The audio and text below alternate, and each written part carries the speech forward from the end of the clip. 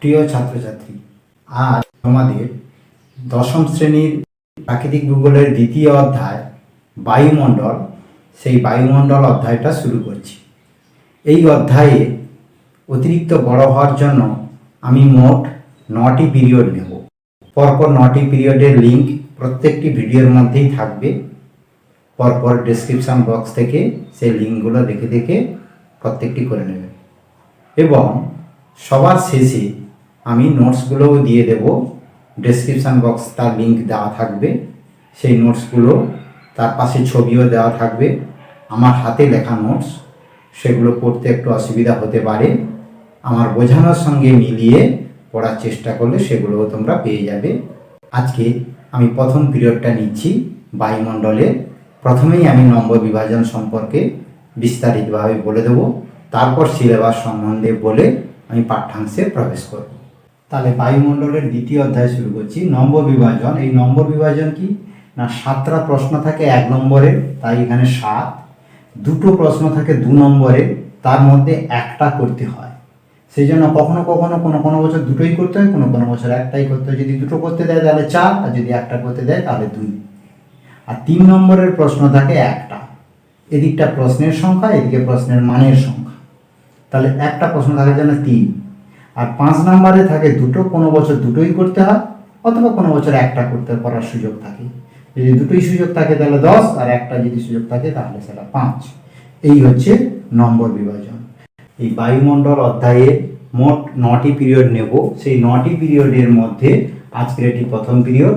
এই প্রথম পিরিয়ডের আলোচ্য বিষয়গুলো আমি লিখে রেখেছি, সেগুলো দেখে নাও। প্রশ্নের বিষয় এগুলো কি কি থাকবে। প্রথমে আমরা বায়ুমণ্ডলের ধারণা নেব। আমাদের যে পৃথিবী রয়েছে, এই পৃথিবীর উপরে, এটা যদি আমাদের পৃথিবী হয়, এরকম করে পৃথিবীর এবং জলভাগ, স্থলভাগ এগুলো রয়েছে। এই পৃথিবীর উপরে প্রায় 10,000 কিলোমিটার উচ্চতা পর্যন্ত ঘিরে রেখেছে আমাদের এই বায়ুমণ্ডল। এই পৃথিবীর যে মোট 3টে উপাদান, কঠিন, তরল, গ্যাস। কঠিনটা স্থলভাগ, তরলটা জলভাগ, আর এটা হচ্ছে গ্যাসীয় উপাদান। সেই গ্যাসীয় উপাদান নিয়ে তৈরি হয়েছে আমাদের এই বায়ুমণ্ডল। এইখান থেকে উচ্চতা হচ্ছে 10,000 কিলোমিটার। তাহলে এই ভূপৃষ্ঠ, এটা এই ভূপৃষ্ঠ থেকে একদম ঊর্ধ্বাকাশের দিকে প্রায় 10,000 কিলোমিটার জুড়ে রয়েছে আমাদের এই বায়ুমণ্ডল। তাহলে আমরা বায়ুমণ্ডলের যে ধারণা, সেই ধারণার প্রথম অংশ যে আমাদের যারা বিষয়, সেটা হচ্ছে সংজ্ঞা। সেই সংজ্ঞাটা কি না, ভূপৃষ্ঠ থেকে 10,000 কিলোমিটার পর্যন্ত উচ্চতা বিশিষ্ট যে গ্যাসীয় মাধ্যম দ্বারা পৃথিবীকে বেষ্টন করে রয়েছে যে স্তর, তাকে আমরা বলছি বায়ুমণ্ডল। এবং পৃথিবীর আবর্তনের সঙ্গে সঙ্গে এই বায়ুমণ্ডলও আবর্তিত হচ্ছে। পৃথিবীও ঘড়ির কাঁটার বিপরীত দিকে যেমন আবর্তন করছে, সেই সঙ্গে সঙ্গে বায়ুমণ্ডলও ভূপৃষ্ঠের সঙ্গে সঙ্গে, পৃথিবীর সঙ্গে সঙ্গে একই দিকে আবর্তন করছে। একই সঙ্গে পৃথিবী তাকে নিয়েই ঘুরতে শুরু করেছে এবং ঘুরছে, আবর্তন করছে পশ্চিম থেকে পূর্বে, এরকম রোটেশন। এবার বায়ুমণ্ডলের যে উপাদানগুলো, সেগুলো হচ্ছে গ্যাসীয় উপাদান, জলীয় বাষ্প এবং ধূলিকণা বা কঠিন পদার্থ। এবারে যাব দ্বিতীয় অংশ, বায়ুমণ্ডলের বিভিন্ন উপাদান। এই বায়ুমণ্ডলের যে বিভিন্ন উপাদান রয়েছে, এই উপাদানটাকে 3টে ভাগে ভাগ করা হয়। 3টে ভাগ কি কি না, প্রথমে হচ্ছে গ্যাসীয় উপাদান, 2 নম্বর হচ্ছে জলীয় বাষ্প, কঠিন পদার্থ।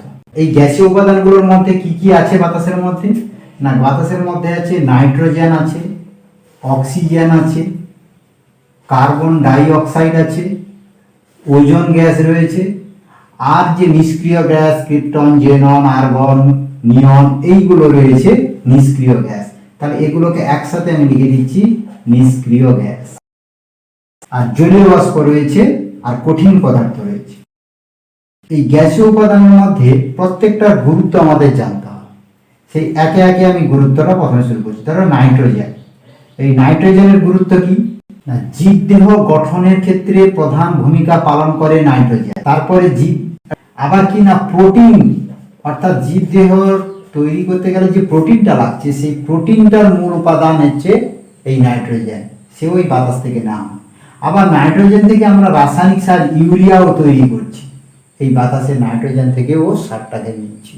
তাহলে এই ক্ষেত্রে আমাদের নাইট্রোজেনের গুরুত্বপূর্ণ ভূমিকা পালন করে। এবং বাতাসের মধ্যে এই নাইট্রোজেনের পরিমাণ কত রয়েছে না 78.28%। এবার হচ্ছে অক্সিজেন। এই অক্সিজেন কি না আমাদের শ্বাসকার্য বা শ্বসন ক্রিয়া চালাতে কাজে লাগে, শ্বসনের ক্ষেত্রে আমাদের কাজে লাগে। 2 নম্বর কি না দহনের কাজে লাগে, অর্থাৎ আগুন জ্বালাতে সেগুলো লাগে, কলকারখানা চালাতে গেলে, ইঞ্জিন চালাতে গেলে সেখানেও লাগে অক্সিজেন। আর 3 নম্বর হচ্ছে এই অক্সিজেনের সাহায্যে আমাদের দেহে শক্তি এবং তাপ উৎপন্ন হয়, শক্তি ও তাপ উৎপন্ন করা যায়। আরো অন্যান্য তো কাজ রয়েছে। তারপরে আমরা যাব কার্বন ডাই অক্সাইড। এবারে যাব carbon die oxide. Carbon die oxide কি না খাদ্য উৎপাদনের ক্ষেত্রে কার্বন ডাই অক্সাইডের গুরুত্বপূর্ণ ভূমিকা পালন করে। অর্থাৎ উদ্ভিদ দেহ তার খাদ্য উৎপাদন করতে গেলে এই কার্বন ডাই অক্সাইডটাকে গ্রহণ করে, সেই খাদ্যটা আমরা আবার ঘুরে ফিরে গ্রহণ করি, আবার আমাদের দেহ থেকে কার্বন ডাই অক্সাইড বেরিয়ে বায়ুমণ্ডলে যায়, বায়ুমণ্ডল থেকে আবার উদ্ভিদ গ্রহণ করে, উদ্ভিদ থেকে আবার আমরা পুনরায় ফিরে পাই। আর কি করে না আবহবিকার ঘটাতে সাহায্য করে, যেটা তোমরা 9-এ পড়েছো। আবহবিকার ঘটাতেও সাহায্য করে কার্বন ডাই অক্সাইড। কিরকম না এই কার্বন ডাই অক্সাইডের সাহায্যে কার্বনেশন হয়, সেই কার্বনেশনের সাহায্যে চুনাপাথর অঞ্চলে কার্বনেশন প্রক্রিয়ার দ্বারা আবহবিকার ঘটে যায়, অর্থাৎ শিলা চূর্ণ বিচূর্ণ হয়। কার্বন ডাই অক্সাইড কি করে না বায়ুমণ্ডলের তাপমাত্রা নিয়ন্ত্রণ করে। এই যে বায়ুমণ্ডল রয়েছে আমাদের, এই বায়ুমণ্ডলের যে বায়ুমণ্ডল, সেই বায়ুমণ্ডলের তাপটাকে নিয়ন্ত্রণ করে এই কার্বন ডাই অক্সাইড। সেই তাপ নিয়ন্ত্রণ করছে বলে আজকে আমাদের পৃথিবীটা বসবাসের উপযুক্ত হয়ে আছে। নাহলে হয়তো তাপমাত্রা খুব বেড়ে যেত, আর নাহলে তাপমাত্রা খুব কমে যেত। তারপরে তখন কিন্তু আমরা পৃথিবীতে বাসের অযোগ্য হয়ে উঠত। আর হচ্ছে বায়ুমণ্ডল কি করে না জলবায়ুকে নিয়ন্ত্রণ করে। আমাদের যে জলবায়ু, সেই জলবায়ুকে নিয়ন্ত্রণ করে এই কার্বন ডাই অক্সাইড। এবারে আমরা যাব ওজোন। ওজোন কি করে না অতি বেগুনি রশ্মি সূর্য থেকে আসা বা অন্যান্য গ্রহ জগৎ, অন্যান্য নক্ষত্র থেকে আসা অতি বেগুনি রশ্মি তাকে প্রতিহত করে, এবং অনেক ক্ষতিকারক গ্যাস রয়েছে যে ক্ষতিকারক গ্যাসগুলোকে বাধা দিয়ে, প্রতি মুহূর্তে বাধা দিয়ে আমাদের পৃথিবীকে রক্ষা করার চেষ্টা করছে। আর নিষ্ক্রিয় গ্যাসগুলোর তেমন কোনো ভূমিকা নেই, সেগুলো আলোচনায় যাব না। এবারে যাব জলীয় বাষ্প।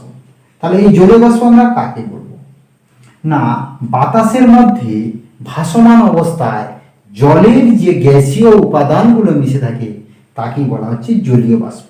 এই জলীয় বাষ্পের গুরুত্বটা কি? এর কি কোনো গুরুত্ব আছে? অবশ্যই আছে। কি না আমাদের শ্বাসকার্য চালাতে সাহায্য করে। এই জলীয় বাষ্প থেকে আবার মেঘ তৈরি হচ্ছে, কুয়াশা হচ্ছে, শিশির হচ্ছে, অধঃক্ষেপণ যেগুলো হচ্ছে, মেরু অঞ্চলে বরফ জমছে, এই জলীয় বাষ্প থেকে। জলবায়ুকে নিয়ন্ত্রণ করে, অর্থাৎ এই যে বাতাসের মধ্যে জলীয় বাষ্পের পরিমাণ বেশি থাকবে সেই বাতাস হালকা এবং ঊর্ধ্বগামী হয়ে যাবে এবং নিম্নচাপ সৃষ্টির একটা কারণ হয়ে দাঁড়ায়। আর সেই নিম্নচাপের ফলে জলবায়ুর একটা পরিবর্তনের সৃষ্টি হয়। তার মানে জলবায়ু বা আবহাওয়াকে নিয়ন্ত্রণ করতে ক্ষমতা রেখেছে জলীয় বাষ্প। এবারে যাবো হচ্ছে কঠিন পদার্থ। এই কঠিন পদার্থ কি দিয়ে তৈরি হয়েছে না অসংখ্য ধূলিকণা দিয়ে মূলত তৈরি হয়েছে। আর তার সঙ্গে কি বিভিন্ন কলকারখানা থেকে উৎপন্ন হওয়া যে সূক্ষ্ম কঠিন কণাগুলো, সেগুলো বাতাসের মধ্যে মিশে থাকছে, সেগুলো হচ্ছে বাতাসে বায়ুমণ্ডলের কঠিন পদার্থ হিসেবে পরিচিত। এবং এই ধূলিকণাগুলোকে বলা হচ্ছে কি না অ্যারোসল। আচ্ছা, এই অ্যারোসল উপকার কম করে, অপকার বেশি করে। তবু উপকার যেটুকুনি করে সেটুকুনি কিন্তু অনেক গুরুত্বপূর্ণ। সেই গুরুত্বগুলো কি কি আছে না জলীয় কঠিন পদার্থের যে ধূলিকণা বা অ্যারোসল, তার গুরুত্ব কি না তার গুরুত্ব সূর্য থেকে যে তাপটা আসছে সেই তাপটাকে সরাসরি গ্রহণ করে বায়ুমণ্ডলের উত্তাপকে, উষ্ণতাকে নিয়ন্ত্রণ করে। তাহলে বায়ুর উষ্ণতাকে নিয়ন্ত্রণ করার ক্ষেত্রে এর একটা গুরুত্বপূর্ণ ভূমিকা রয়েছে। আর কি আছে না এই ধূলিকণাকে আশ্রয় করে বিভিন্ন রকমের অধঃক্ষেপণের ক্ষেত্রে, বিশেষ করে মেঘ, সেই মেঘের জলকণা এই ধূলিকণাকে আশ্রয় করে তৈরি হয়। আবার আমরা যেটা জানি যে কুয়াশা, শিশির, এই কুয়াশা শিশিরকে তৈরি হতে গেলেও আমাদের এই ধূলিকণাকে আশ্রয় করে সেই কুয়াশার জলবিন্দু এবং শিশিরের যে জলবিন্দু সেগুলো এই ধূলিকণাকে আশ্রয় করে গড়ে ওঠে। 4 নম্বর হচ্ছে এই অতিরিক্ত ধূলিকণা কিন্তু যেটা মরু অঞ্চলে বিশেষ করে দেখা যায়, সেই ধূলিকণা কিন্তু আবহাওয়ারও একটা পরিবর্তনের ভূমিকা পালন করে। কারণ অতিরিক্ত যখন ওই ধূলিকণা বাতাসের মধ্যে থেকে গিয়ে ঝড়ো হাওয়া বইতে শুরু করে, সেই ঝড়ো হাওয়াগুলো ধূলিঝড় নামে পরিচিত। আবার এই ধূলিঝড় বিভিন্ন সময়ে বিভিন্ন নামে, স্থানীয় নাম অনুযায়ী বিভিন্ন রকম নাম রয়েছে, পরের দিকে আলোচনা হবে। তাহলে জলবায়ু বা আবহাওয়ার পরিবর্তনের ক্ষেত্রেও ধূলিকণার একটা গুরুত্বপূর্ণ ভূমিকা রয়েছে। এই অ্যারোসলের আর একটা ভূমিকা রয়েছে, সেটা কি না ধোঁয়াশা সৃষ্টি করতেও এর ভূমিকা গুরুত্বপূর্ণ। ধোঁয়াশা কি, এই যে ধূলিকণা রয়েছে কলকারখানা থেকে হোক বা যেভাবেই হোক, সেই যে ধূলিকণা রয়েছে সেই ধূলিকণার মধ্যে বিশেষ করে কলকারখানার ধূলিকণার সঙ্গে যে ধোঁয়াটা থাকছে, সেই ধোঁয়া প্লাস জলীয় বাষ্প, এই যে জলীয় বাষ্প, সেই জলীয় বাষ্প দুটো মিলে গিয়ে যে কুয়াশা, অর্থাৎ ধোঁয়া প্লাস কুয়াশা মিলে তৈরি হয়েছে ধোঁয়াশা। অর্থাৎ এই ধূলিকণাগুলোকে নিয়ে বা ধূলিকণাকে আশ্রয় করে জলীয় বাষ্পগুলো যেমন জমছে, সেরকম জলীয় বাষ্প ছোট ছোট জলকণা বাতাসের মধ্যে ভেসে আছে, তার সঙ্গে সঙ্গে ধোঁয়াটাও মিশে আছে, অর্থাৎ ধোঁয়ার মধ্যে থাকা ধূলিকণাগুলো মিশে আছে। টোটাল জিনিসটাকে নিয়ে তৈরি হলো কি ধোঁয়াশা। এগুলো কলকারখানা অঞ্চলেই ধোঁয়াশাগুলো দেখা যায়। এবার ধোঁয়াশা সম্বন্ধে একটু বিস্তারিত আমাদের জানতে হবে। না ধোঁয়াশা কাকে বলবো, না ধোঁয়া প্লাস কুয়াশা মিশে বাতাসের মধ্যে একটা অস্বচ্ছ আস্তরণ ভোরবেলা সৃষ্টি হয়, তাকে আমরা বলছি ধোঁয়াশা। উদাহরণ কোথায় দেখা যায়, না বিশেষ করে শহরাঞ্চলে বা কলকারখানা অঞ্চলে, শিল্পাঞ্চলে এই সমস্ত ধোঁয়াশাগুলো দেখা যায়। এই ধোঁয়াশাটা সৃষ্টি হচ্ছে কিভাবে, সৃষ্টি হচ্ছে ধোঁয়াশা কলকারখানা থেকে এবং পরিবহন থেকে যে উৎপন্ন ধোঁয়া, সেই ধোঁয়ার সঙ্গে সকালবেলা বা ভোরবেলার যে কুয়াশা, সেই দুটো মিলে একসাথে একটা অস্বচ্ছ আস্তরণ তৈরি করে বায়ুমণ্ডলের মধ্যে, তাকেই বলা হচ্ছে ধোঁয়াশা বা সেভাবে ধোঁয়াশা সৃষ্টি হয়। গুরুত্বটা কি রয়েছে, এর গুরুত্ব হলো বায়ুমণ্ডলকে অস্বচ্ছ করে রাখে। তাহলে উপর থেকে বিমান হোক, নদীতে যান চলাচলের হোক বা স্থলভাগে যান চলাচলের হোক, সেটা অস্বচ্ছ আবরণ তৈরি করার জন্য সেই জায়গা দিয়ে যাতায়াতের ক্ষেত্রে একটা বড় বাধার সৃষ্টি হচ্ছে। আর কি, এই ধোঁয়াশা থাকার ফলে বিশেষ করে বয়স্ক লোকেদের শ্বাসকার্যের ক্ষেত্রে অনেক কঠিন বা গুরুতর সমস্যায় পড়ে। এটা যে ধোঁয়াশার কোনো লাভ নেই, ধোঁয়াশা সম্পূর্ণ ক্ষতিকারক। এবারে আমরা বায়ুমণ্ডলের স্তর বিন্যাস আলোচনা করব। এই স্তর বিন্যাস দুটো উপায়ে ভাগ করা হয়, একটা হচ্ছে উপাদানের ভিত্তিতে স্তর বিন্যাস, আর একটা হচ্ছে উষ্ণতার ভিত্তিতে স্তর বিন্যাস। এই উপাদানের ভিত্তিতে স্তর বিন্যাসকে আবার আলাদা আর একটা নামে অভিহিত করা হয়। সেটা কি না, এই উপাদানের কথাটার আগে যদি রাসায়নিক কথাটা ব্যবহার করা হয় তবুও একই জিনিস হবে, যে রাসায়নিক উপাদানের ভিত্তিতে বায়ুমণ্ডলের স্তর বিন্যাস। স্তর মানে বায়ুমণ্ডলের স্তর, বায়ুমণ্ডলের স্তর বিন্যাস। এই রাসায়নিক উপাদানের ভিত্তিতে বায়ুমণ্ডলের স্তর বিন্যাসকে দুটো ভাগে ভাগ করা হয়। দুটো ভাগের মধ্যে একটা হচ্ছে সমমণ্ডল আর একটা হচ্ছে বিষমমণ্ডল। এই সমমণ্ডলকে বলা হয় হোমোস্ফিয়ার, বিষমমণ্ডলকে বলা হয় হেটেরোস্ফিয়ার। দুটো নামের মধ্যে থেকেও আমরা পার্থক্যটা ধরতে পারি। না সমমণ্ডল অর্থাৎ টোটালটা বায়ুমণ্ডল যতটা থাকবে এই সমমণ্ডলের অন্তর্গত, সেটা একই রেশিওতে পুরো বায়ুমণ্ডল জুড়ে একই রকমের বায়ুর উপাদানগুলো অবস্থান করবে। আর বিষমমণ্ডল যতটা অবস্থান করবে ততটা তার বায়ুর যে উপাদানগুলো রয়েছে সেই উপাদানগুলো কোথাও সব জায়গায় সমান থাকবে না, বিভিন্ন জায়গায় বিভিন্ন রকমের পরিমাপ থাকবে। একটা চিত্রের সাহায্যে আমি যদি দেখাই তাহলে সেটা বুঝতে পারবো। যদি আমরা মনে করি এটা পৃথিবী, আর পৃথিবীর উপরিভাগে 10,000 কিলোমিটার জুড়ে রয়েছে বায়ুস্তর, তাহলে এটা হচ্ছে আমাদের পৃথিবী। পৃথিবীর উপরে আছে রয়েছে বায়ুমণ্ডল।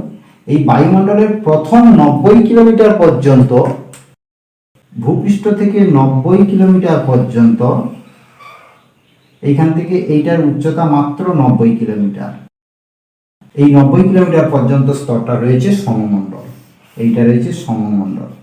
আর এই 90 কিলোমিটার থেকে 10,000 কিলোমিটার পর্যন্ত এই হাইটটা, এখান থেকে এটা 10,000 কিলোমিটার, এই 10,000 কিলোমিটার পর্যন্ত রয়েছে হেটেরোস্ফিয়ার। তার মানে কি 90 থেকে 10,000, অর্থাৎ এটা 90 কিলোমিটার থেকে 10,000 কিলোমিটার পর্যন্ত রয়েছে হেটেরোস্ফিয়ার।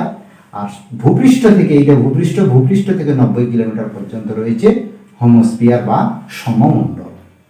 এইবার সমমণ্ডল আর বিষমমণ্ডল সম্বন্ধে আলোচনা করব।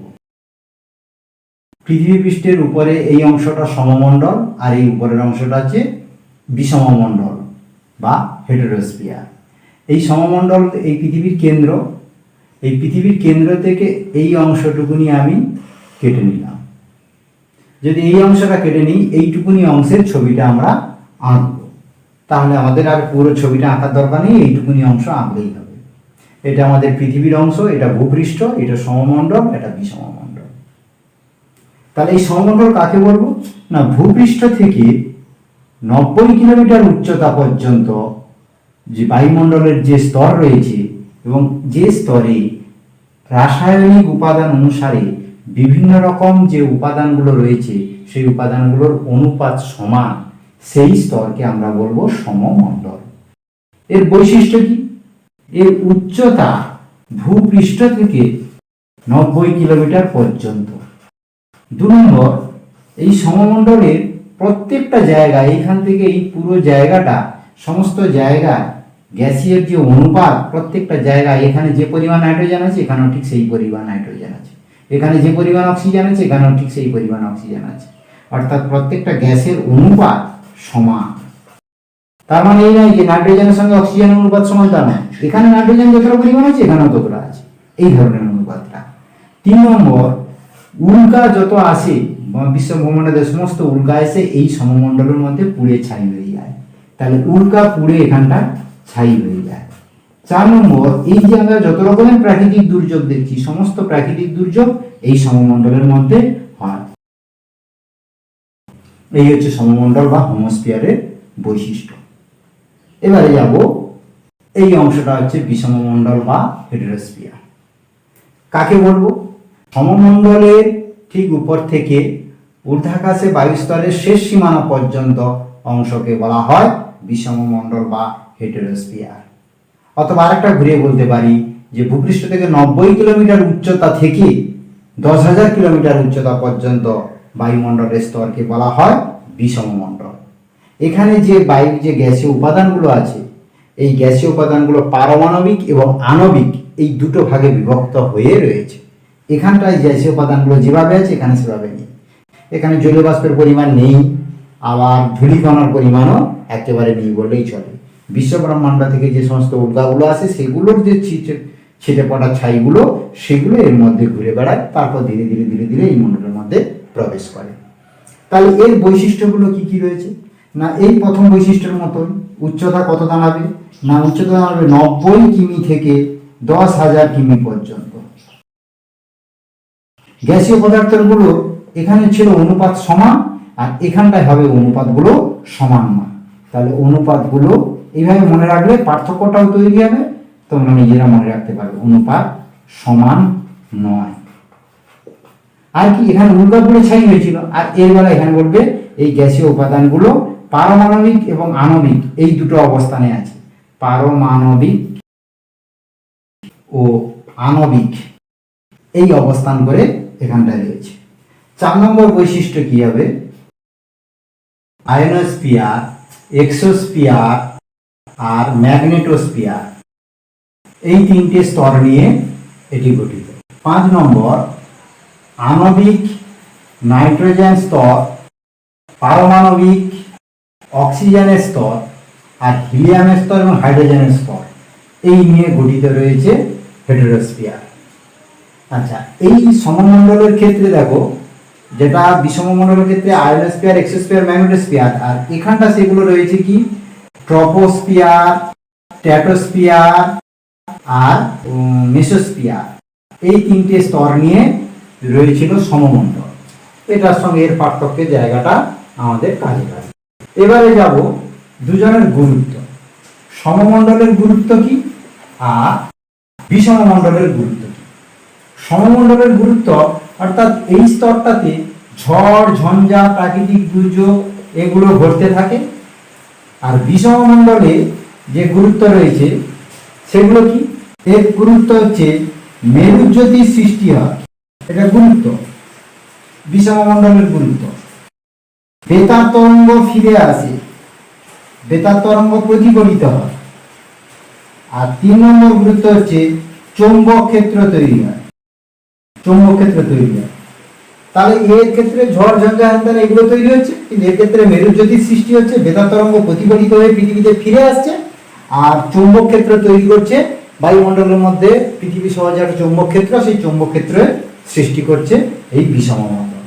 এবার যদি এখানে পার্থক্য আসে তখন অনায়াসে করা যাবে, এর 1 নম্বরের সঙ্গে ভূপৃষ্ঠ থেকে 90 কিলোমিটার, এর হবে 90 কিলোমিটার থেকে 10,000 কিলোমিটার। এর অনুপাত সর্বত্র গ্যাসের অনুপাতের সমান থাকে, এর অনুপাত সব জায়গায় সমান থাকে না। এখানে উল্কা পুড়ে ছাই হয়, এখানে বলা বলে দেবে মেরুজ্যোতির সৃষ্টি হয়। এখানে ট্রপোস্ফিয়ার, স্ট্র্যাটোস্ফিয়ার, মেসোস্ফিয়ার নিয়ে গঠিত। এটা হবে আয়নোস্ফিয়ার, এক্সোস্ফিয়ার, ম্যাগনেটোস্ফিয়ার নিয়ে গঠিত। এইভাবে আমাদের পার্থক্যগুলো তৈরি হবে। আর দুজনের গুরুত্ব বলে দিলাম। আমাদের এই গেল সমমণ্ডল এবং হেটেরোস্ফিয়ারের বা বিষমমণ্ডলের সম্পূর্ণ তথ্য। আর ছবিটা যদি দিতে হয়, সমমণ্ডলের ছবিটা এইভাবে দিয়ে দেবে। এটা হচ্ছে পৃথিবীর অংশ, এটা 90 কিলোমিটার লিখবে। আর এইখানটা যে গ্যাসীয় উপাদান রয়েছে এইটা হলো সমমণ্ডল। হয়ে গেল, একটা ফাঁকা থাকবে, দিয়ে একটা বাক্স করে দিলে ছবি হয়ে যাবে। এবার বিষমমণ্ডলের বেলায় কি হবে, ওই একই রকম ভির মতো ছবি আঁকবে। এখানটা পৃথিবীর অংশ, এটা 90, এটা 10,000, এখানে 90 কিমি আর এখানে 10,000 কিমি লিখে দেবে। আর এইখানটা হয়ে যাবে বিষমমণ্ডল বা হোমোস্ফিয়ার, হেটেরোস্ফিয়ার। এখানে ছবিটা এগুলো দেবে। এবার বায়ুমণ্ডলের এই স্তর বিন্যাসটাকে একবার দেখে নিই। এটা রয়েছে ভূপৃষ্ঠ, এর উপরে রয়েছে সমমণ্ডল। ভূপৃষ্ঠ থেকে 90 কিলোমিটার উচ্চতা পর্যন্ত রয়েছে সমমণ্ডল। আর এই 90 কিলোমিটার থেকে 10,000 কিলোমিটার পর্যন্ত রয়েছে বন্ধনীতে দেওয়া হেটেরোস্ফিয়ার। এই হেটেরোস্ফিয়ারের মধ্যে প্রথম যে স্তরটা রয়েছে 90 থেকে 200 কিমি পর্যন্ত নাইট্রোজেনের স্তর, আণবিক নাইট্রোজেন। আর 200 কিমি থেকে 1100 কিমি পর্যন্ত যে পারমাণবিক অক্সিজেন স্তর, ওর পরমাণুর আকারে ভেঙে রয়েছে এখানটা। আর তারপরে 1100 কিমি থেকে 3500 কিমি পর্যন্ত রয়েছে হিলিয়াম স্তর। আর 3500 কিমি থেকে 10,000 কিমি পর্যন্ত রয়েছে হাইড্রোজেন স্তর। এই যে স্তরগুলো আমরা দেখতে পাচ্ছি, এগুলোর মধ্যে নাইট্রোজেনের আণবিক ওজনটা সব থেকে বেশি, তাই এটা ভারী। আর এটা ভারী বলে একদম তলায় রয়েছে নাইট্রোজেন, আণবিক নাইট্রোজেনের স্তর। এর তুলনায় এর আণবিক ওজন কম, তাই নাইট্রোজেনের তুলনায় হালকা বলে অক্সিজেন, নাইট্রোজেনের উপরে রয়েছে অক্সিজেন। আর অক্সিজেনের থেকেও হালকা হিলিয়াম, তাই অক্সিজেনের থেকে হিলিয়ামটা উপরে রয়েছে। আবার হিলিয়ামের থেকে আরো হালকা রয়েছে হাইড্রোজেন, তাই হাইড্রোজেনটা সবার উপরে রয়েছে। এগুলো একেবারে পাতলা স্তর, এর ঘনত্বটাও খুব কম। এই হচ্ছে আমাদের হেটেরোস্ফিয়ার।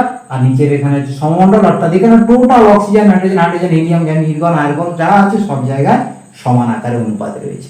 এইরকম পার্থক্য আকারে এখানে নেই, সব মিলেমিশে একাকার হয়ে আছে। সেই জন্য এর পার্থক্যটা আলাদা করে দেখানো হলো। এবারে যাব আমি উষ্ণতার ভিত্তিতে স্তর বিন্যাস। উষ্ণতার আরেক নাম যেহেতু তাপমাত্রা, তাই কখনো কখনো পাবে তোমরা তাপমাত্রার ভিত্তিতে স্তর বিন্যাস, আবার কোথাও পাবে উষ্ণতার ভিত্তিতে স্তর বিন্যাস, দুটোই একই জিনিস। তাহলে পরের অংশে যাই, 4 নম্বরটা। এর আরো একটা নামে ব্যবহার করা হয় তাপমাত্রা উল্লম্ব বন্টনের ভিত্তিতে স্তর বিন্যাস। অনেক সময় এই উল্লম্ব বন্টন না দিয়ে বলতে পারে তাপমাত্রার ভিত্তিতে বায়ুমণ্ডলের স্তর বিন্যাস। সেই স্তর বিন্যাসের চিত্রটা আমি এঁকে দিয়েছি, চিত্রটা একটু বুঝিয়ে দিই। এই তলায় এইখান থেকে এইটুকুনি অংশ রয়েছে ভূপৃষ্ঠের অংশ।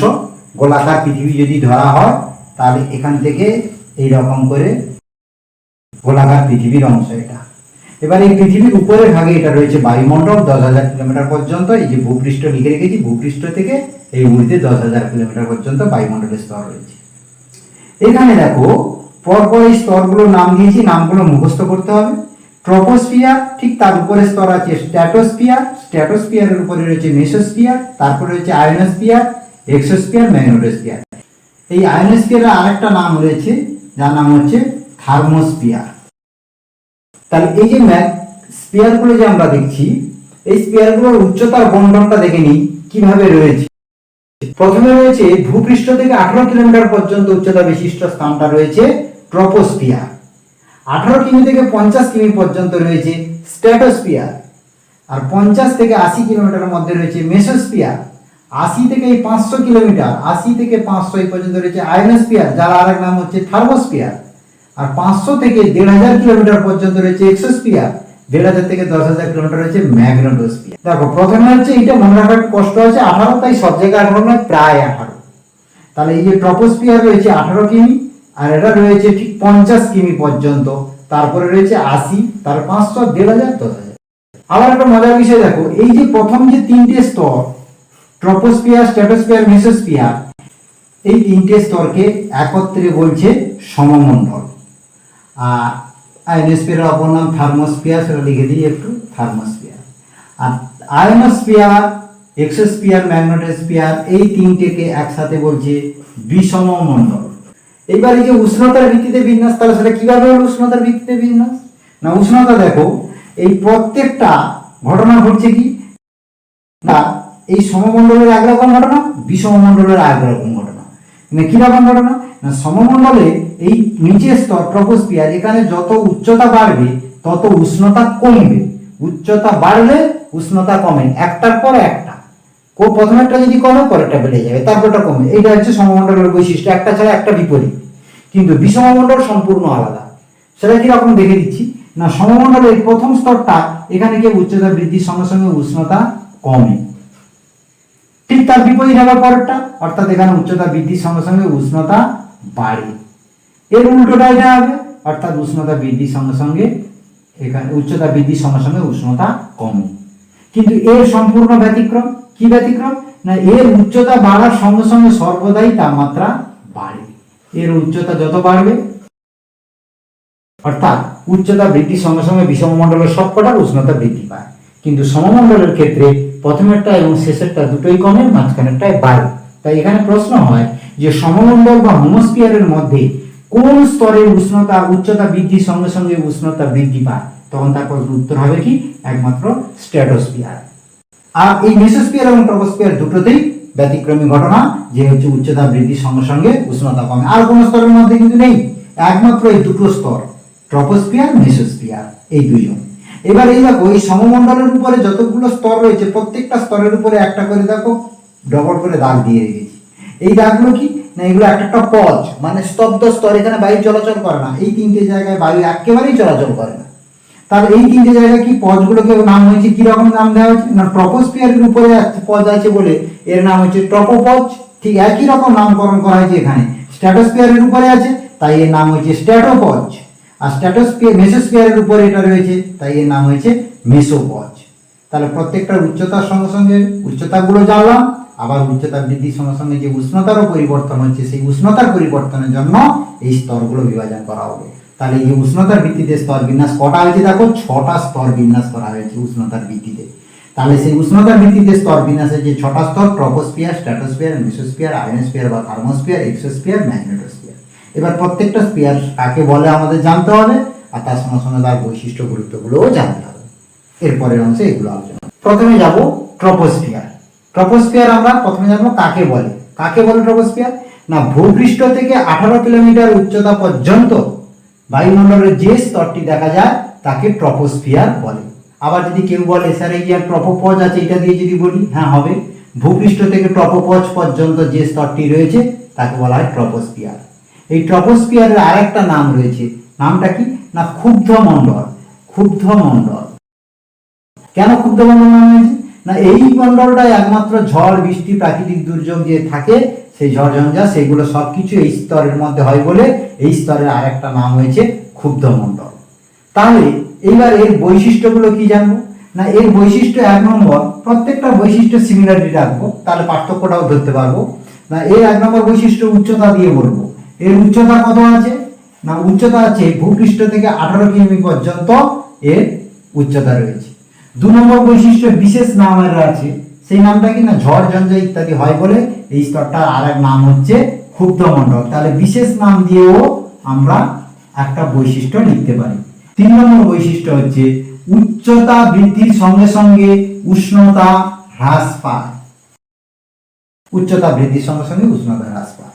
4 নম্বর বৈশিষ্ট্য, এটা সবার ক্ষেত্রে আলাদা হবে। এই 4 নম্বর বৈশিষ্ট্যের ক্ষেত্রে মনে রাখবে যে প্রতি 1000 মিটার উচ্চতায়, এটা অন্য জায়গায় পড়তে হয়, 6.4 ডিগ্রি সেন্টিগ্রেড হারে তাপমাত্রা কমে। প্রতি 1000 ফুট উচ্চতায় 3.6 ডিগ্রি ফারেনহাইট হারে তাপমাত্রা কমে। তাহলে এই দুটো মুখস্থ রাখতে হবে, পরীক্ষায় বেশি আসে। এটা সেন্টিগ্রেড আর এটা ফারেনহাইট। এটা 1000 মিটার আর এটা 1000 ফুট। এবারে যাব ট্রপোপজ। ট্রপোপজ কি কাকে বলবো আগে জানবো। ট্রপোস্ফিয়ার এবং স্ট্র্যাটোস্ফিয়ারের মাঝে রয়েছে ট্রপোপজ। সংজ্ঞাটা কি হবে না, ট্রপোস্ফিয়ার এবং স্ট্র্যাটোস্ফিয়ারের মাঝে যে স্তরটি রয়েছে তাকে বলা হয় ট্রপোপজ। এই স্তরে বায়ু বৈশিষ্ট্য বা কি দেবো না, বৈশিষ্ট্য ওই পজের বৈশিষ্ট্যগুলো একরকম, বায়ু স্থির থাকে, সবগুলোর একই স্তর, বায়ু একদম স্থির থাকে, বায়ু স্থির থাকে, স্তব্ধ হয়ে থাকে, উপরের বায়ুকে নিচে আসতে দেয় না, নিচের বায়ুকে উপরে যেতে দেয় না, এগুলো হচ্ছে বায়ু স্থির থাকে। এর উষ্ণতাও উচ্চতা বৃদ্ধির সঙ্গে সঙ্গে উষ্ণতা বাড়া কমার কোনো লক্ষণ নেই, উষ্ণতা একই থাকে, অর্থাৎ উষ্ণতা স্থির থাকে। আর 3 নম্বর হচ্ছে এইটুকুনির উচ্চতা 2 থেকে 3 কিমি, 2 থেকে 3 কিমি। তাহলে এবার প্রত্যেকটা পজ বলে দিই। স্ট্র্যাটোপজ, তারও একই সংজ্ঞাটা কি হবে না, স্ট্র্যাটোস্ফিয়ার এবং মেসোস্ফিয়ারের মধ্যবর্তী স্তরকে বলা হচ্ছে স্ট্র্যাটোপজ। এরও বায়ু স্থির থাকে, উষ্ণতা স্থির থাকে, 2 থেকে 3 কিমি এর উচ্চতা। মেসোস্ফিয়ারও তাই হবে, মেসোস্ফিয়ার এবং আয়োনোস্ফিয়ারের মাঝে রয়েছে মেসোপজ। তাহলে এই মেসোপজের আরেকটা শর্ট প্রশ্ন আছে যে সমমণ্ডল এবং বিষমমণ্ডলের মাঝখানে কোন স্তর রয়েছে। দেখো, সমমণ্ডল আর বিষমমণ্ডল দুজনকে জুড়েছে ঠিক এই মেসোস্পজ। তাহলে এইগুলো হচ্ছে পজের বৈশিষ্ট্য এবং সংজ্ঞা হয়ে গেল। এবার আমি চলে যাব স্ট্র্যাটোস্ফিয়ার। স্ট্র্যাটোস্ফিয়ার কাকে বলবো সংজ্ঞাটা না, 18 কিলোমিটার উচ্চতা থেকে 50 কিলোমিটার উচ্চতা বিশিষ্ট বায়ুমণ্ডলের মধ্যে যে বায়ু স্তরটি রয়েছে তাকে বলা হচ্ছে স্ট্র্যাটোস্ফিয়ার। অর্থাৎ বায়ুমণ্ডলের মধ্যে 18 কিমি থেকে 50 কিমি উচ্চতা বিশিষ্ট স্থানে যে স্তর রয়েছে তাকে স্ট্র্যাটোস্ফিয়ার বলে। তাহলে এবার স্ট্র্যাটোস্ফিয়ারের বৈশিষ্ট্য যাব। বৈশিষ্ট্যগুলো কি কি না, প্রথমে উচ্চতা দেবো। উচ্চতা কত না 18 থেকে 50 কিমি, তাহলে লিখে দেবো উচ্চতা 18 থেকে 50 কিমি পর্যন্ত। তারপরে বিশেষ নাম, এই স্ট্র্যাটোস্ফিয়ারে একেবারে বায়ু চলাচল হয় না, ঝড় বৃষ্টি কোনো কিছু হয় না, তাই এর আর এক নাম হচ্ছে শান্ত মণ্ডল। নিচেরটা ঠিক উল্টো, শান্ত মণ্ডল। তাহলে এখানে বিশেষ নাম হবে শান্ত মণ্ডল। উচ্চতা কি হবে, উষ্ণতা কি হবে, এর ব্যতিক্রমের উল্টো, অর্থাৎ এর উচ্চতা বৃদ্ধির সঙ্গে সঙ্গে উষ্ণতা বৃদ্ধি পায়। তাহলে এখানে হবে উষ্ণতা বৃদ্ধি পায়। তারপরে আছে স্ট্র্যাটোস্ফিয়ারের 4 নম্বর বৈশিষ্ট্য না, এখানটায় শান্ত থাকার জন্য জেট বিমান চলাচল করে। জেট বিমান যে আছে সেই জেট বিমান এই স্তর দিয়ে চলাচল করে, জেট স্তর বলে। আবার এই স্ট্র্যাটোস্ফিয়ারের মধ্যে সব থেকে ওজোন গ্যাসটা বেশি আছে এখানটা। এই ওজোন গ্যাসটা বেশি আছে বলে একে ওজোনোস্ফিয়ারও বলা হয়। তাহলে শান্ত মণ্ডলও বলা হয়, আবার ওজোন স্তরও বলা হয়ে থাকে স্ট্র্যাটোস্ফিয়ারের আরেক নাম। যেহেতু ওজোন গ্যাসটা বেশি আছে তাই এর নাম ওজোনোস্ফিয়ার। 6 নম্বরে আরেকটা বিশেষ বৈশিষ্ট্য রয়েছে কি না, আন্টার্কটিকা অঞ্চলে স্ট্র্যাটোস্ফিয়ারে, পৃথিবীর যে আন্টার্কটিকা মহাদেশটা রয়েছে সেই আন্টার্কটিকার অঞ্চলে যে স্ট্র্যাটোস্ফিয়ারটা রয়েছে, এই স্ট্র্যাটোস্ফিয়ারে এই স্তরগুলো ভেদ করে সামান্য পরিমাণে জলীয় বাষ্প উপরে উঠে আসে। সেই জলীয় বাষ্প আন্টার্কটিকার স্তর যেখানে রয়েছে সেই আন্টার্কটিকার স্তরের উপরের লেভেলটাতে কি হয়, জমে গিয়ে একটা মেঘের সৃষ্টি করে। সেই মেঘটাকে বলা হয় শুক্তি মেঘ অথবা মৌক্তিক মেঘ। এবার হচ্ছে মেসোস্ফিয়ার। মেসোস্ফিয়ার কাকে বলবো না, ভূপৃষ্ঠ থেকে 50 কিলোমিটার উচ্চতা থেকে, ভূপৃষ্ঠের উপরে 50 কিলোমিটার উচ্চতা থেকে 80 কিলোমিটার উচ্চতা বিশিষ্ট স্থানে বায়ুমণ্ডলের যে স্তর রয়েছে তাকে মেসোস্ফিয়ার বলে। এবার এর বৈশিষ্ট্য যাব। মেসোস্ফিয়ারের বৈশিষ্ট্য কি না, এর উচ্চতা প্রথমে বলবো 50 থেকে 80 কিলোমিটারের মধ্যে এই স্তর রয়েছে। এর বিশেষ নাম তেমন কিছু নেই। তারপরে উষ্ণতা, উষ্ণতা কি হবে, এটা উষ্ণতা উচ্চতা যত বৃদ্ধি পায় তত উষ্ণতা কমতে থাকে। তারপরে বিশেষ বিশেষ বৈশিষ্ট্যগুলো যাব, অর্থাৎ এই মেসোস্ফিয়ারের মধ্যে বহির্জগৎ থেকে যে সমস্ত উল্কাগুলো আসে সেই উল্কাগুলো এখানে পুড়ে ছাই হয়ে যায়। তাহলে এখানটা বিশেষ বৈশিষ্ট্য যেটা, এটা হচ্ছে জেট বিমান চলাচল করে। এই জেট বিমান চলাচল করে, এটা ঝড় ঝঞ্ঝায় ক্ষুব্ধ, আর এটা হচ্ছে উল্কা পুড়ে এসে এখানে উল্কা পুড়ে ছাই হয়ে যায়। মেসোস্ফিয়ারের আরো কয়েকটি বৈশিষ্ট্য রয়েছে যে এখানটায় জলীয় বাষ্প খানিকটা তবুও এখানে উঠে আসে দীর্ঘদিনের প্রয়াসের ফলে। সেই জলীয় বাষ্পগুলো জমে সামান্য একটু মেঘ তৈরি করে, সেই মেঘকে বলা হয় নৈশদ্যুতি মেঘ। এই নৈশদ্যুতি মেঘ এই মেসোস্ফিয়ারে দেখা যায়। এইগুলো গেল মেসোস্ফিয়ারের বৈশিষ্ট্য। এবারে যাব আয়নোস্ফিয়ার। মেসোস্ফিয়ারের উপরে এবং এক্সোস্ফিয়ারের নিচে যে স্তরটা রয়েছে তাকে আয়নোস্ফিয়ার বা থার্মোস্ফিয়ার বলে, অথবা আরেক রকম সংজ্ঞা দেওয়া যায় যে ভূপৃষ্ঠ থেকে 80 কিলোমিটার উচ্চতার উপর থেকে 500 কিলোমিটার উচ্চতা পর্যন্ত বায়ুমণ্ডলের যে স্তর রয়েছে তাকে থার্মোস্ফিয়ার বা আয়নোস্ফিয়ার বলে। এবার এই নামগুলো কেন হয়েছে, থার্মো কেন হয়েছে বা আয়নো কেন হয়েছে না, সূর্য থেকে অথবা অন্যান্য বহির্জাগতিক যে রশ্মিগুলো রয়েছে, এক্স রশ্মি, আবার গামা রশ্মি, আলফা রশ্মি, আল্ট্রাভায়োলেট রশ্মি, এই যে রশ্মিগুলো রয়েছে সেই সমস্ত রশ্মিগুলো বায়ুমণ্ডলের এই দুটো স্তর ভেদ করে এই আয়নোস্ফিয়ার পর্যন্ত চলে আসে। এবং এখানে আসার ফলে কি হয় না, এখানে যে অক্সিজেন এবং নাইট্রোজেন যেগুলো রয়েছে তারা কি করে, এই অতিরিক্ত এই রশ্মিগুলো আসার জন্য সেখান থেকে তাপটাকে সংগ্রহ করে এবং তাপটা সংগ্রহ করে উত্তেজিত হয়ে যায়। এবং উত্তেজিত হওয়ার পরে কি হয় না এগুলো তখন আয়নে বিভাজিত হয়ে যায়। আয়নে বিভাজিত হয়ে যাওয়ার সময় কি হয় না ইলেকট্রন যেগুলো রয়েছে এই অক্সিজেন নাইট্রোজেনের মধ্যে সেই ইলেকট্রনের মুক্তি ঘটে আর পজিট্রনে কি হয় সঞ্চয় হয়। তাহলে এই ইলেকট্রনের মুক্তি আর পজিট্রনের সঞ্চয় হতে গিয়ে কি হচ্ছে না এখানে যে অণুগুলো রয়েছে সেগুলো সব আয়নিত হয়ে যাচ্ছে এবং আয়নিত হয়ে যাচ্ছে বলে এই স্তরটার নাম আয়নোস্ফিয়ার। আর ওই রশ্মিগুলোর জন্য এই বায়ুমণ্ডল তাপমাত্রা বৃদ্ধি পাচ্ছে, তাপমাত্রা বৃদ্ধি পাচ্ছে বলে নাম হচ্ছে থার্মোস্ফিয়ার। কারণ থার্মো মানে আমরা জানি তাপ, তাহলে সেই তাপমাত্রা বৃদ্ধি পাচ্ছে বলে তার নাম হচ্ছে থার্মোস্ফিয়ার। আর এই তাপমাত্রা বৃদ্ধির ফলে অণুগুলো আয়নিত হচ্ছে, তাই এখানে নাম হয়েছে আয়নোস্ফিয়ার। এবার এর বৈশিষ্ট্য কি হবে আয়নোস্ফিয়ারের না সেই আয়নোস্ফিয়ারের বৈশিষ্ট্য হচ্ছে উচ্চতা। প্রথমে বলবো 80 থেকে 500 কিলোমিটার পর্যন্ত রয়েছে বিস্তৃত। 2 নম্বর বৈশিষ্ট্য কি হচ্ছে না উচ্চতা বৃদ্ধির সঙ্গে সঙ্গে এর উষ্ণতা বাড়ে। এখান থেকে সব কটাই উষ্ণতা বাড়বে, তাহলে উচ্চতা বৃদ্ধির সঙ্গে সঙ্গে এর উষ্ণতা বাড়ে এবং এর সর্বোচ্চ লেভেলের উপরের পর্যন্ত যখন পৌঁছে যায় তখন এর উষ্ণতা এসে যায় প্রায় 1200 ডিগ্রি সেন্টিগ্রেড। ভাবতে পারছো 1200 ডিগ্রি সেন্টিগ্রেড পর্যন্ত মানুষ এখানে যেতেই পারবে না, তাহলে এই 1200 ডিগ্রি সেন্টিগ্রেড পর্যন্ত তাপমাত্রা উঠে যায়। আর কি এর বিশেষ বৈশিষ্ট্য রয়েছে? বিশেষ বৈশিষ্ট্য কি না এইখান থেকে এই আয়নোস্ফিয়ারটা আছে বলে আমাদের ভূপৃষ্ঠ থেকে যত রকমের তরঙ্গ পাঠানো হয় সমস্ত তরঙ্গ এখান থেকে রিফ্লেক্ট হয়ে আবার পৃথিবীতে ফিরে আসে। এই যে আমরা মোবাইলের কথা বলছি, সেই মোবাইলের সিগন্যাল কিন্তু একদম এই স্তর পর্যন্ত চলে যায়, সেইখান থেকে আবার এখানে ফিরেছে টাওয়ারের মাধ্যমে এখান থেকে আসবে, এখানে স্যাটেলাইট আছে সেই স্যাটেলাইট থেকে রিফ্লেক্ট হয়ে আবার এখানে ফিরে আসবে। তাহলে এই যে আয়নোস্ফিয়ারে যদি না থাকতো তাহলে আমরা বেতার তরঙ্গগুলো পেতাম না। তাই আয়নোস্ফিয়ারের একটা বিশেষ গুরুত্ব রয়েছে। এই আয়নোস্ফিয়ারের আরো একটা গুরুত্ব রয়েছে, বিশেষ গুরুত্ব কি না এইখানটা এই অণুগুলো আয়নিত হয়ে থাকে এবং উত্তাপের কারণে আর আয়নিত হয়ে থাকার কারণে এখান থেকে একটা আলোর রশ্মি ছড়ায়। সেই আলোর রশ্মি যে ছড়ায় সেই আলোর রশ্মিকে বলা হচ্ছে মেরুজ্যোতি। আর আমাদের পৃথিবীর এই উত্তর মেরু আর এখানটা রয়েছে দক্ষিণ মেরু, এই দুই জায়গায় আয়নোস্ফিয়ারের মধ্যে মেরুজ্যোতি দেখা যায়। এই দুই জায়গায় যে মেরুজ্যোতি দেখা যাচ্ছে এই উত্তর গোলার্ধের এই মেরুজ্যোতির নাম হচ্ছে অরোরা বোরিয়ালিস আর দক্ষিণ গোলার্ধের মেরুজ্যোতির নাম হচ্ছে অরোরা অস্ট্রালিস। তাহলে এই যে অরোরা অস্ট্রালিস, অস্ট্রা মানে হচ্ছে দক্ষিণের দেশ, যেমন এই দক্ষিণ গোলার্ধে অস্ট্রেলিয়া আছে সেই কারণে সেই রকম মনে রাখবে যে অস্ট্রেলিয়া দক্ষিণ দিকে, তাই নাম হয়েছে অরোরা অস্ট্রালিস। আর উত্তর গোলার্ধের মেরুজ্যোতির নাম হচ্ছে অরোরা বোরিয়ালিস। তাহলে এবার যদি বলে মেরুজ্যোতি কাকে বলে পরীক্ষায় দেয় তখন আমরা কি উত্তর দেবো?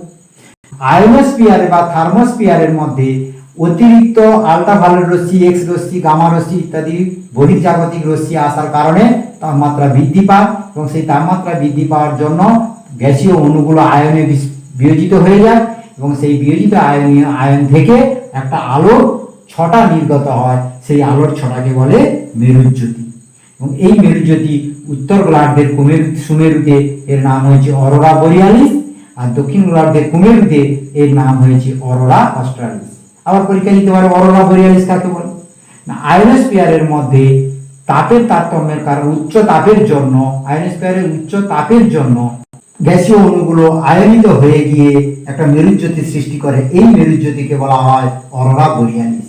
এবার যদি বলে অরোরা অস্ট্রালিস কাকে বলে তখন বলবো কি আয়নোস্ফিয়ারের মধ্যে আল্ট্রাভায়োলেট রশ্মি, অতিবেগুনি রশ্মি এবং অন্যান্য যে এক্স রশ্মি, গামা রশ্মি রয়েছে সেগুলোর আয়নে আসার ফলে অতিরিক্ত উত্তাপে অণুগুলো আয়নিত হয় এবং আয়নিত হয়ে যে আলোর ছটা বা মেরুজ্যোতি সৃষ্টি করে সেই মেরুজ্যোতিকে দক্ষিণ মেরুতে বা কুমেরুতে অরোরা অস্ট্রালিস বলে।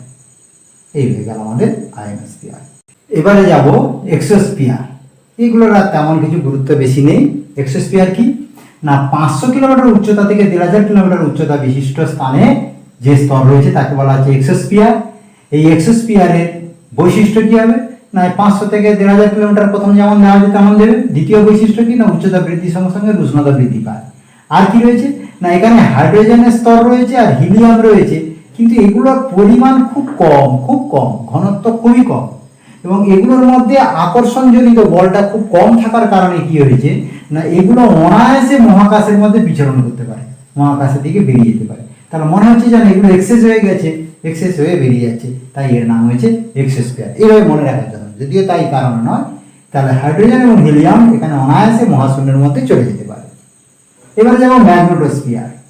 ম্যাগনেটোস্ফিয়ার কাকে বলবো না 1500 থেকে 10,000 কিলোমিটার পর্যন্ত উচ্চতা বিশিষ্ট স্থানে রয়েছে যে বায়ুমণ্ডলের যে স্তর তাকে বলা হচ্ছে ম্যাগনেটোস্ফিয়ার। এই ম্যাগনেট কথাটা থেকে এসেছে চুম্বক, সেই ম্যাগনেট থেকে চুম্বক থেকে এসেছে বলে চুম্বক, তাহলে এই স্তরটাকে চৌম্বক স্তরও বলা হয়।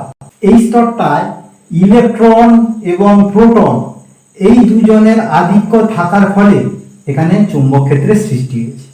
এই চুম্বক ক্ষেত্রটা কিন্তু স্থায়ী চুম্বক ক্ষেত্র, এটা অস্থায়ী নয়, এটা স্থায়ী চুম্বক ক্ষেত্র। আর একটা মজার বিষয়, পৃথিবীর যে নিজস্ব একটা চুম্বক ক্ষেত্র রয়েছে সেই চুম্বক ক্ষেত্রটা ঠিক এই স্তরে এসে স্তব্ধ হয়ে যাচ্ছে, সেই জন্য এই স্তরের উপরিভাগটাকে বলা হচ্ছে ম্যাগনেটোপজ। এখানে পৃথিবীর চুম্বকত্বটাকে স্থির করে দিচ্ছে। আর কি না, সূর্য থেকে যে সৌর বায়ু আসছে সেই সৌর বায়ু এই স্তরে এসে আটকে যায় বা বাধাপ্রাপ্ত হয়, সেই জন্য ম্যাগনেটোস্ফিয়ারের গুরুত্ব কিন্তু অনেক বেশি আমাদের ক্ষেত্রে। ম্যাগনেটোস্ফিয়ারের আর একটা ঘটনা ঘটে নিরক্ষীয় অঞ্চলে। পৃথিবীর যে নিরক্ষীয় রেখা রয়েছে, এটা যে পৃথিবী আর এর মাঝখানে যে নিরক্ষীয় রেখা আছে, এই নিরক্ষীয় অঞ্চলে এই যে বায়ুমণ্ডল আছে, এই বায়ুমণ্ডলের স্তরের শেষ স্তর এখানটায় না 3000 কিমি উচ্চতায় আর 16,000 কিমি উচ্চতায়, এই দুটো যেমন 3000-এর লেভেল আর 16,000-এর লেভেল, ঠিক নিরক্ষীয় অঞ্চলের জায়গাটা, এখানে দুটো স্তর রয়েছে এই ম্যাগনেটোপজের, চৌম্বক ক্ষেত্রকে আটকে দেওয়ার জন্য। সেই স্তর দুটোর যে জায়গা রয়েছে সেই স্তর দুটোকে বলা হচ্ছে ভ্যান অ্যালেন বিকিরণ। 5 নম্বরটা আমাদের আলোচনা হয়ে গেছে, এগুলো সবগুলোই। এবার 6 নম্বরে যাব, ওজোনোস্ফিয়ারের গুরুত্ব এবং বিনাশ। ওজোনোস্ফিয়ারের গুরুত্ব এবং বিনাশের জায়গায় ওজোন স্তরটা লিখেছি আমি। তাহলে এই ওজোন স্তর আমরা কাকে বলবো না, আমাদের যে দ্বিতীয় স্তর ছিল সমমণ্ডলের মধ্যে, যেটা ছিল স্ট্র্যাটোস্ফিয়ার, এই স্ট্র্যাটোস্ফিয়ারের মধ্যে 20 থেকে 35 কিলোমিটার উচ্চতার মধ্যে ওজোন গ্যাসের যে একটা স্তর থাকে তাকে বলা হয় ওজোন স্তর। তাহলে স্ট্র্যাটোস্ফিয়ারের মধ্যে ওজোন গ্যাসের যে স্তরটা রয়েছে তাকে ওজোন স্তর বলে বা ওজোনোস্ফিয়ার বলে। উপাদান সংজ্ঞা গেল। উপাদান কি? অক্সিজেনের 3টে পরমাণু নিয়ে তৈরি হয়েছে ওজোন গ্যাস। গন্ধ, এটা হালকা নীল রঙের তীব্র গন্ধযুক্ত। বায়ুমণ্ডলে এর পরিমাণ আছে 0.00006%। ঘনত্ব 300 থেকে 350 ডিগ্রি। এককটার নাম হচ্ছে ডবসন। এবারে যাব গুরুত্ব। শুষে নিয়ে আমাদের পৃথিবীর জীব জগৎকে রক্ষা করছে বা জীবমণ্ডলকে রক্ষা করছে, আর এই জীবমণ্ডলকে রক্ষা করছে বলে এই স্তরটার নাম হয়েছে প্রাকৃতিক সৌর পর্দা। আরেকটা উপকার করে কি, ওই স্তরটার নিচে যে ট্রপোস্ফিয়ার রয়েছে সেই ট্রপোস্ফিয়ারের তাপমাত্রা আর বৃদ্ধি করতে দেয় না, অর্থাৎ ট্রপোস্ফিয়ারের তাপমাত্রাকে নিয়ন্ত্রণ করে। এবারে যাব বিনাশ। বিনাশ দু রকমের হয়, একটা হচ্ছে প্রাকৃতিক উপায়ে আর একটা হচ্ছে মনুষ্য সৃষ্ট। প্রাকৃতিক উপায়ে কিভাবে হচ্ছে না, এই আল্ট্রাভায়োলেট রশ্মি যখন ওজোন স্তরের উপরে পড়ে, ওজোন গ্যাসের উপরে যখন আল্ট্রাভায়োলেট রশ্মি এসে মিলিত হয় তখন অতিরিক্ত উত্তাপের জন্য এ ভেঙে যায়, ভেঙে গিয়ে কি করে আয়নিত হয়ে ও আরও করে। আরও একটা যদি O3-র উপরে আল্ট্রাভায়োলেট রশ্মি এসে পড়ে তখন এখানে O2 এবং অক্সিজেনের একটা পরমাণু তৈরি করে, এই দুটো পরমাণু মিলিয়ে আর একটা O2 তৈরি করে। এবার দেখো দুটো ওজন থেকে এখানে একটা এখানে একটা এখানে একটা, মোট 3টে অক্সিজেনের অণু তৈরি করলো। এইভাবে ওজনটা ভেঙে যাচ্ছে। আবার এই ওজনটা অটোমেটিক গড়ে উঠেছে। কিভাবে গড়ে উঠছে না, এই অক্সিজেনের পরমাণু যদি দুটোর জায়গায় আরেকটা এসে মিলিত হয়, এই 3টে মিলিত হয়ে তৈরি করে দেবে কে না O3, তাহলে ওজন তৈরি হচ্ছে। তাহলে এই প্রাকৃতিক উপায়ে যেমন সৃষ্টি হচ্ছে তেমন আবার ধ্বংসও হচ্ছে। সেই সৃষ্টি আর ধ্বংসের নিয়মের খেলাতে ভারসাম্যটা কিছুটা বজায় রাখে, কিন্তু বর্তমানে আল্ট্রাভায়োলেট রশ্মি এত বেশি পরিমাণে আসছে যে তার সৃষ্টির তুলনায় ধ্বংসটা বেশি হয়ে যাচ্ছে। এবারে যাবো মনুষ্য সৃষ্ট, অর্থাৎ আমাদের যে রেফ্রিজারেটর বা শীততাপ নিয়ন্ত্রিত যে সমস্ত যন্ত্রগুলো রয়েছে সেই সমস্ত যন্ত্র থেকে প্রচুর পরিমাণে ক্লোরোফ্লুরোকার্বন সেই গ্যাসটা নির্গত হয় যে গ্যাসটার সাংকেতিক নাম হচ্ছে সিএফসি, এই ক্লোরোফ্লুরোকার্বন। এই সিএফসি গ্যাস বা ক্লোরোফ্লুরোকার্বন, সেই ক্লোরোফ্লুরোকার্বনটা কি করে না, ওর মধ্যে ক্লোরিন রয়েছে, সেই ক্লোরিন অর্থাৎ Cl2 এর সঙ্গে যখন আল্ট্রাভায়োলেট রশ্মি এসে পড়ছে, অতিরিক্ত অতিবেগুনি রশ্মি সে যখন এসে পড়ছে, তখন এটা আয়নিত হয়ে যাচ্ছে, অর্থাৎ ক্লোরিন পরমাণুতে বিভাজিত হয়ে যাচ্ছে। এই ক্লোরিন পরমাণু কি করছে দেখো না, এই ক্লোরিন পরমাণু আর এর সঙ্গে O3 এই দুটো যুক্ত হয়ে গিয়ে তৈরি করছে কি ClO+O2। দেখো এখানে ওজনটা ছিল, ওজনটা ভেঙে অক্সিজেন হয়ে গেল, আর একটি পরমাণু ক্লোরিনের সঙ্গে যুক্ত হয়ে গেছে। এইভাবে দেখো ওজনটা ভেঙে গিয়ে অক্সিজেনে পরিণত হয়ে যাচ্ছে। এটা গেল আমাদের মনুষ্য সৃষ্ট ওজোন স্তরের বিনাশের কারণ। মনুষ্য সৃষ্ট আর একটা কারণ রয়েছে কি, শিল্পাঞ্চল। শিল্পাঞ্চলে কি হয়, সালফার জাতীয় যে গ্যাসগুলো উৎপন্ন হয়, সেই গ্যাসগুলো কি করে ডাইরেক্ট ওজোন গ্যাসকে ভেঙে দেয়, ওজোন গ্যাসকে ভেঙে দিয়ে ওজোন স্তরটাকে বিনাশ করে। আর সুপারসনিক যে বিমান রয়েছে, সেই সুপারসনিক বিমানরা কি করে, তারা যখন বায়ুমণ্ডল দিয়ে চলাচল করে, তখন কিন্তু তার থেকে হয় জলীয় বাষ্প এবং নাইট্রোজেন গ্যাস, এই দুটো তারা নির্গত করে। এই জলীয় বাষ্প এবং নাইট্রোজেন গ্যাস এই দুটো ঊর্ধ্বাকাশে কি করছে, ডাইরেক্ট ওজোন গ্যাসটাকে O3 কে ভেঙে দিচ্ছে। O3 কে ভেঙে দেওয়ার জন্য ওজনের পরিমাণটা কমে যাচ্ছে। এইভাবে মনুষ্য সৃষ্ট কারণের জন্য ওজোন গ্যাসটা অতিরিক্ত কমে গিয়ে আমাদের দক্ষিণ মেরুর অঞ্চলে, অর্থাৎ পৃথিবীর একদম যে দক্ষিণ প্রান্ত আন্টার্কটিকা অঞ্চলে, এখানে কি হয় না, ওজোন গ্যাসের স্তরটা ধীরে ধীরে পাতলা হয়ে যাচ্ছে। আগে যদি এত মোটা থাকে, এখন পাতলা হয়ে যাচ্ছে। এই পাতলা হতে হতে জায়গাটা বেশ খানিকটা কমে যাচ্ছে। একে বলা হচ্ছে ওজোন হোল বা আন্টার্কটিকা হোল। এই ওজোন গ্যাসের অতিরিক্ত বিনাশের কারণ। আবার এটা কি হয়, একটা সময় আবার পূর্ণ হয়ে ওঠে। এবারে যাব ওজোন গ্যাসের বিনাশ। আমাদের যে আন্টার্কটিকা মহাদেশের যে ওজোন হোলের কথা বললাম, সেই আন্টার্কটিকা মহাদেশের যে ওজোন হোল, সেই ওজোন হোলটা যে রয়েছে, সেই ওজোন হোলে ওজোন গ্যাসের পরিমাণটা কমে যাওয়ার জন্য ওজনের স্তরটা পাতলা হয়ে যায়। আর এই ওজনের স্তরটা পাতলা হয়ে যাওয়ার ফলে অতিবেগুনি রশ্মি, সূর্যের থেকে আগত অতিবেগুনি রশ্মি অনায়াসে প্রবেশ করে জীবজগতের ক্ষতি করার চেষ্টা হচ্ছে বা ক্ষতি হচ্ছে। এবং পরপর যত ওজোন স্তর পাতলা হবে, তত আল্ট্রাভায়োলেট রশ্মি আর বেশি প্রবেশ করবে, এবং প্রবেশ করে পৃথিবীতে মানুষ জগৎ বা অন্যান্য যে জীবজগৎ রয়েছে তাদের মধ্যে ক্যান্সার হওয়ার প্রবণতাটা ধীরে ধীরে বাড়বে। এই ক্যান্সারটা প্রতিরোধ করতে গেলে আমাদের অবশ্যই প্রাকৃতিক যে ওজোন গ্যাস বা আমরা মনুষ্য সৃষ্ট যে ওজোন গ্যাসগুলোকে আমরা ধ্বংস করছি, সেটার হার আমাদের একান্তই কমানো দরকার। আল্ট্রাভায়োলেট রশ্মি বেশি আসার জন্য আমাদের বায়ুমণ্ডলের তাপমাত্রাও বাড়ছে। আর সেই বায়ুমণ্ডলের তাপমাত্রা বাড়ার কারণে দুই মেরু অঞ্চলে যে বরফ জমে থাকে 12 মাস, সেই বরফটাও গলতে শুরু করে, এবং সেই বরফের গলনের ফলে সমুদ্র জলের পরিমাণটা বেড়ে যায়, ফলে উপকূল অঞ্চল প্লাবিত হওয়ার সম্ভাবনা রয়েছে। এবং সেই উপকূলে প্লাবিত হওয়ার সম্ভাবনা হলে স্থলভাগের পরিমাণ কমে যাবে এবং জলভাগের পরিমাণ বাড়বে। আর স্থলভাগের পরিমাণ কমে যাওয়া মানে মনুষ্য বসতির জায়গার পরিমাণটা, কৃষিযোগ্য জায়গার পরিমাণ, এগুলো সবই কমতে থাকবে। আর সমুদ্রের পরিমাণটা পরপর বাড়তে থাকবে, এবং এই অতিরিক্ত তাপমাত্রা বৃদ্ধির কারণে জীব বৈচিত্র্যটাও হ্রাস পাবে। অর্থাৎ পৃথিবীতে বেশ কিছু জীব রয়েছে যেগুলোর পরিমাণ ধীরে ধীরে কমে যাবে। এই ওজোন গ্যাসের বা ওজনের ছিদ্রটা যদি বন্ধ একান্তই না করি আমরা, তা বা বন্ধ করার চেষ্টা না করি, তাহলে আরও পরপর ক্ষতির দিকে আমরা এগোতে থাকবো। তাহলে আজকের এখানে শেষ হচ্ছে।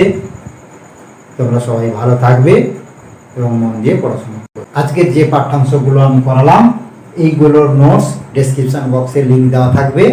এইগুলোর নোটসগুলো তোমরা পড়ানোর সঙ্গে সঙ্গে এগুলোকে দেখে দেখে তোমরা পড়াশোনা করবে। ভালো থাকবে সবাই।